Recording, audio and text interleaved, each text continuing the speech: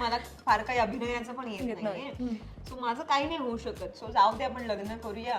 आणि मी लग्न पण बोल, मला वेळ म्हणजे जास्त वेळ थांबायचं नाही. आता जर म्हणतोय आपण की मी इतकी सक्सेसफुल आहे, कोणीतरी असं ठामपणे मागे उभं राहायला लागतं, तर तो माझा नवराच आहे. आमचं ना असं कधीच डिस्कशन नाही झालं लग्नाच्या आधी की तुझं नाव मी बदलणार आहे. ह्याने लिहिलं जान्हवी, म्हटलं ही जान्हवी कोण आहे? हे कधी ठरलंय? तर मला एक अरे मॉडेल पाहिजे, मला माझ्या बायकोला बघा, तुम्हाला आवडायचं तर तुम्ही तिला हे करा. माझ्या काकांनी ना घर बघायला पेपर मागवले.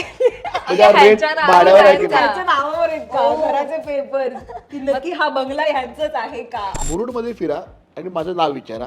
अंधेरीत आल्यावरती विचारा, वेस्टला कुठल्याही दुकानवाल्याला विचारा, स्टेशनला विचारा, तुम्हाला किल्लेकर हा कोण आहे हे माहिती पडेल. पण तुम्हाला माझ्या घर करण्याची गरज नाही. पण तेव्हा बिग बॉस साठी मी बनलेलीच नाहीये.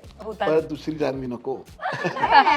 मी खूप रडकी आहे आणि मला भांडता येत नाही. मीला बोलायचो पण की तू माझा फोन टाकत जाऊच नको. की मला ते वाईट कमेंट्स नाही आवडत. हा, मी तिला बोलू कशाला टाकते. डॅडाला ट्रोल झालं, माझ्या जाऊबाईला ईशानला ट्रोल झालं, ईशानचं अकाउंट पण लोकांनी प्रायव्हेट केलंय. अजूनपर्यंत मी लोकांच्या कमेंट्स वाचल्या. अहो जाऊ करते. लग्नानंतर सर बोलायची, मग तिला बघा लग्न झालं आपलं.